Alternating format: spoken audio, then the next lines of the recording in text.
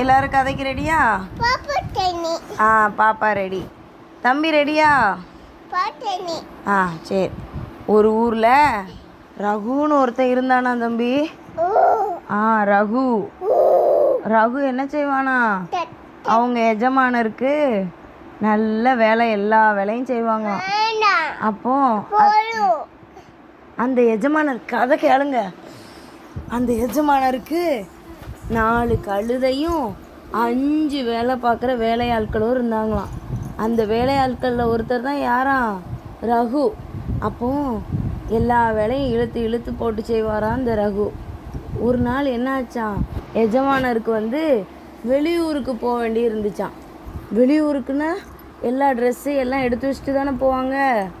எல்லாத்தையும் கொண்டுட்டு எடுத்து வச்சிச்சு. நிறையா மூடை எல்லாம் ரெடி பண்ணி வச்சாச்சு.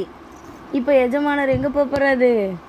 ஊருக்கு கிளம்பிட்டாங்க. என்ன அப்போது அவங்களுக்கு அந்த 5 வேலையாட்கள் இருக்காங்கல்ல, அவங்க எல்லாரும் வேக வேகமாக அந்த 4 பேரும் ஓடி போய் எந்த மூடை லேசாக இருக்கோ அதை நம்ம தூக்கிக்கலாம் அப்படின்னு வேக வேகமாக போய், ஆமாம், வேக வேகமாக போய் அந்த லேசாக இருக்கிற மூடையை மட்டும் எடுத்துக்கிட்டாங்க. ஆனால் ரகு மட்டும் என்ன செஞ்சானா, அவன் பாட்டுக்கு மெல்ல போய் வெயிட்டான கூட ஒன்று தூக்கிக்கிட்டானா. உடனே எல்லாரும் அந்த 4 வேலையாட்களும் என்ன சொன்னாங்களா, சே என்னடா இந்த பையன் இப்படி வெயிட்டான மூடையை போய் தூக்கி வச்சுருக்கானே அப்படின்னு சொல்லி எல்லாரும் கிண்டல் பண்ணி கேலி பண்ணாங்களாம். ஆனால் ரகு என்ன செஞ்சானா, ஒன்றுமே சொல்லலை.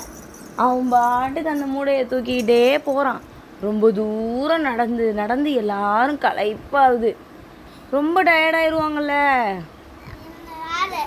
அவங்க மூடையெல்லாம் தூக்கிட்டு வராங்கல்ல தம்பி, மூடையெல்லாம் தூக்கிட்டு வரவங்களுக்கு டயர்டாகும்ல. உடனே ஒரு மரத்து இணலில் உட்காந்து, சரி வாங்க எல்லாரும் சாப்பிட்டுட்டு நம்ம திரும்ப இந்த மூட்டை எல்லாத்தையும் தூக்கிட்டு போகலாம் அப்படின்னு சொல்லி சாப்பிட ஆரம்பிக்காங்க. எல்லாரும் சாப்பிட்டுட்டு கொஞ்ச நேரம் தூங்கி எழுந்திரிச்சு மறுபடியும் நடக்க போகிறாங்க. ரகு மட்டும் எந்த கஷ்டமும் இல்லாமல் அவன் பாட்டுக்கு நடக்கான். மித்தவங்க எல்லாரும் வெயிட்டை தூக்கிட்டே நடக்காங்க. என்னடா இது, ரகு தானே வெயிட்டான கூடையை தூக்கிட்டு வந்தான், இப்போ என்ன அவனுக்கு வெயிட்டெல்லாம் குறைஞ்சிட்டு அப்படின்னு எல்லாரும் ஆச்சரியத்தோடு பார்க்காங்க.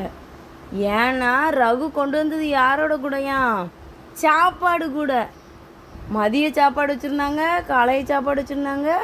அவன் நடக்க நடக்க நம்ம சாப்பிட சாப்பிட என்னாச்சான், கூடையோட வெயிட்டே குறைஞ்சிட்டு நைட்டு சாப்பாடும் முடியவும் காலையில் அவனுக்கு என்ன கூட தான் இருக்குது, வெறும் கூட தான் இருக்குது. ஆனால் மித்தவங்களுக்கெல்லாம் எப்படி இருந்துச்சு, வெயிட்டானது இன்னமும் அவங்க சுமந்துக்கிட்டே தான் வந்தாங்க. அப்போ இந்த கதையில இருந்து என்ன தெரியுது, மித்தவங்க எல்லாரும் ஒரு செயலை செய்கிறாங்கன்னு சொல்லிட்டு நம்மளும் அதை செய்யவே கூடாது. நமக்கு என்ன தோணுதோ அதைத்தான் செய்யணும்.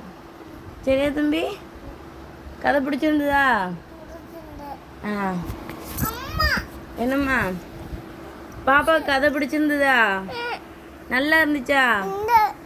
நல்லா இருந்துச்சா?